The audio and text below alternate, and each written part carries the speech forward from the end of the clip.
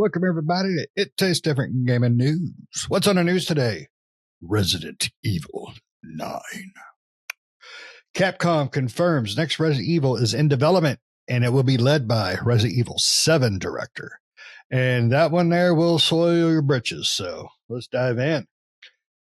So, Resident Evil, with the rumors flying around for Resident Evil 9 on the verge, development development will be led by Resident Evil 7 Biohazard director Koshi Nakanashi. If I butchered your name, I apologize. I have respect. He is confirmed to be working on the sequel, Resident Evil 9.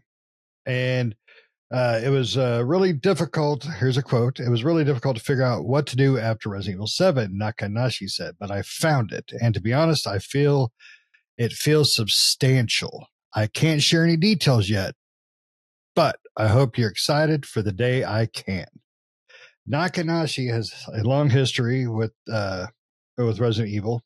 In addition to 7, he helped revitalize the series in 2017. Nakanashi directed Resident Evil Mercenaries 3D for the Nintendo 3DS, which was not that bad, honestly. As well as the first Resident Evil Revelations game, which was really good, except for the fact that you can't play cooperatively online, which was just weird. So rumors around 9 had been going along for quite a while. One of the problems that a lot of people had with 7 was it was scary. It was a little scary for some people. Some people did not like the scare. I loved it until I got to a certain point, and then my adult diaper could not handle anymore. That is just honesty. I used to love these types of games, but I don't know if it's because I'm older. I have anxiety, weak bowels. I don't know. Pat, I believe, is in the same boat with me. Maybe he changed his a little sooner. But Nick, of course, Nick lives and breathes every game ever created. God bless his little heart. When 8 was made, 8 was like a perfect blend of the fear areas and the little more on the story action areas. I think that's why Pat loved it so much. I loved it so much, and Nick loved it so much. So this begs to the question: Is the director of 7 gonna take 9 and make it more 7 or more 8, or is he going to find a blend as well? I'm hoping for the blend of 8 again. I loved 8. I played the DLC. It's just an amazing game. So it makes you wonder where 9 is going, because they did do a pretty good turn on 8 when it compares to 7. So that's enough 7, 8, 9s. Nick or Pat, what do you got? Yeah, I'm a little worried. I'm not the biggest 7 fan. A lot of people love the Biohazard one, but I wasn't. 8, in my opinion, was awesome. I loved the village. The village was damn good. I loved it. But 7 was too creepy for me. I'm not the biggest horror game fan, so you like horror games, don't listen to me, because it's just, I don't want to sit there and be in an intense anxiety through the entire time I'm playing the game. That's my whole thing. And as soon as 7 starts out and you're in that cabin in the middle of nowhere and you like walk into rotten food and everything like that, and then they make you go in a hole to get in the basement, I'm like, no. And I probably literally sat there for 2 or 3 minutes contemplating, am I going down that ladder into the basement? Because I can't continue playing if I don't, And I'm like, this is just waiting for jump scares and waiting for, wearing the brown pants,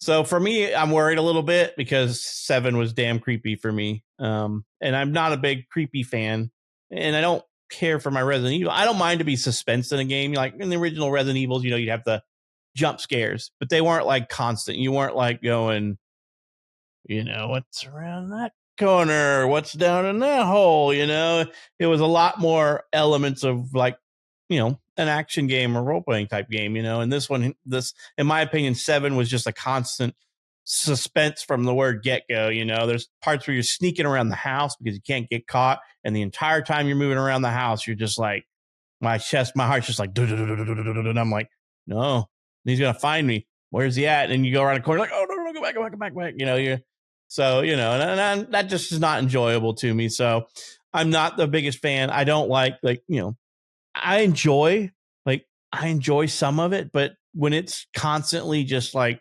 keeping you on the edge of your seat with the suspense horror, because suspense is fine, but suspense horror is where I struggle. Like think of like Alan Wake 2 and all that. It's just it's very few parts of non-stress with the rest of the game just being completely stressful. You're running in the woods and like Alan Wake away from something. And you're like, oh my God, there's something chasing you when there's nothing chasing you. But the music is just pounding and you're like, if I turn around, there's something back there. And that's how 7 felt for me. It's like, if I go down that hole into the basement, there is something down there. I know there's something down there waiting for me. So the entire time you're going down the ladder, you're like, where's it at? Where's it at? Where's it at? And then nothing happens. And you're like, let your guard down. And then bam, there it is. You're like, okay. And then next thing, you spend the next 10 minutes creeping around and finally get relaxed. And bam, they do it to you again. So that to me is not fun. But, it is fun for a lot of people. And they make a lot of money. And the Resident Evil games are very popular. But I like 8 more than 7. So I worry for 9 for me. If I don't have heart problems, I'm probably going to develop them playing games like this. So, which did you like better, Shane, 7 or 8? 8 by far. And it was almost like personal feeling. It was almost like playing 2 different games. Yes, I felt that way entirely. It's story wise was 2 different games because 7 was very not I wouldn't say macabre, but it was like that area of what the hell. You had the whole deer family playing banjos down in the bayou, and you had the creepy ex who disappeared, and now she's like, hey, I need your help. I've been like, hey, you slept with the teacher, get out of here. It was 2 different stories, 2 different things. To me, the story of 7 felt more, or excuse me, story of 8 felt more Resident Evil. 7 felt more it felt more like the name Resident Evil was thrown onto a different game. A good game in its own way and right. It's definitely a great game in that way. But there was definitely a different game. It did not have the Resident Evil feel to me. Now, the DLC that came out with it after its initial release, I only played a little bit of the first one. It had more of a story centered more around Resident Evil, Umbrella, Chris, and everything. So that one felt better to me. But 8 was definitely the better game, in my opinion.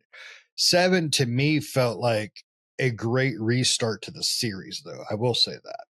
Because 5 was fun, but wasn't Resident Evil. 6 was just Resident Evil's tag. That was it. I like the co-op of 5. I think it was fun and great in its own way. 6, the co-op was fun. That's it. There was nothing about the game that felt really truly Resident Evil to me. It was too much, too big. So 8 is where I really want it to be around. Yeah. Personally. Yeah, because I would consider 7, which is kind of odd because I prefer the gameplay style more of 7, but not horror, right? Because I felt like 7 was more exploration, slower paced, and like looking around and picking up clues and doing things like that. It was a lot more exploration. And that's typically my type of like go-to game. Whereas 8, I feel, was more action, action adventure orientation, because it was like weapons and all that kind of stuff. And, that was more I'm usually steer more towards 7, but because of the creep factor and the scariness of 7, it kind of just puts me off a little bit. And it is what it is for me. I never liked that kind of stuff. Like, I know that Alan Wake and Alan Wake 2 and stuff like that are like masterpiece horror games. And I consider 7 like a masterpiece of a horror game, but they're not for me. Cause I don't like that type of anxiety. I don't mind a good horror or slasher movie or anything like that, but games is something different because you're immersed in a game, right? Like in a game, I've got a headset on and you're immersed in sound and you're like 6 inches from your monitor, 6 inches from your monitor going, and you're just dead into it when something gets you and you're just like, oh, I'm dying here, So it's not for me. And I'll play them when we review them and stuff like that. And co-op, I'll play with these guys because, there's, you're safe in a group because, you just got to outrun your buddy or throw them to the wolves or whatever, you leave them behind.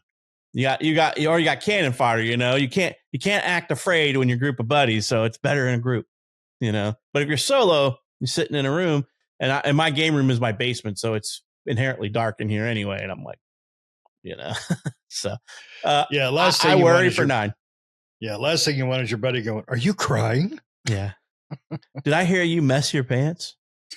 I can smell you from here. Yeah. Oh God, this new monitor is great. I can smell you. It's got smell-o-vision. Yeah. So for me, that's what I worry about. I worry that 9's going to be more 7 than 8ish. I love gameplay style of 7, but the horror aspect is what put me off. And that's why I say that 8 is better. I completed 8. I did not beat 7 because 7 was just way too creepy for me. I got to points where I'm just like, nope. I found all these cool little pieces of the puzzle and I'm doing this and that. And I'm like, no, I'm out. It's too stressful at this point. Where's the pansy mode for this one? Where can I turn the scary things into bubble monsters and teddy bears or whatever I need to, that they're not the scary thing. But yeah, to each their own. Exactly. Yeah. I'm excited to see what they're doing for it, but it's definitely kind of worrisome because the director, Nakanashi, he knew what the hell he was doing to scare you on 7. So we'll have to see. Before we go, quick scary story. Nick's girlfriend came over and she wanted to check out our PlayStation VR. So we hooked her up with the Resident Evil 7 kitchen demo. It was goddamn hilarious. Watching it on screen, and she's got the helmet, the headset on, and you see this hand come around because she was freaking out all the way up to here. And then this hand comes around like that. That VR headset come flying off, and all I hear is the word no, no, no. And she knocked the foam padding off the inside.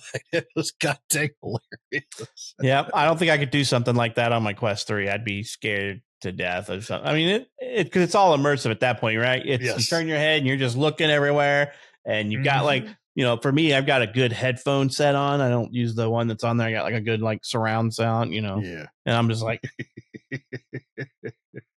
I'm gonna run into something. I'll be that guy that you see get scared and run into the wall, or I'll run into my own TV or something.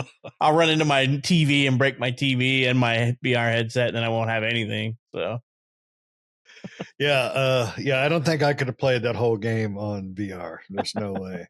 We'll have to ask Nick if he did, because I'm pretty sure he's got it. Pretty sure he probably did his VR. So, but you got anything else? All right, let us know what you think. 7 or 8, which one did you prefer? You know where we stand, and we want to know where you stand. Also, how do you think they're going to handle 9 with this director? Because this director knows his creep. I don't know what 8's director, his background was, but we know where 7 is. So let us know in the comments below. Also, hit the notifications, hit the subscriptions, hit the bells, the whistles, and anything else you want to hit. And we'll see you next time. See ya.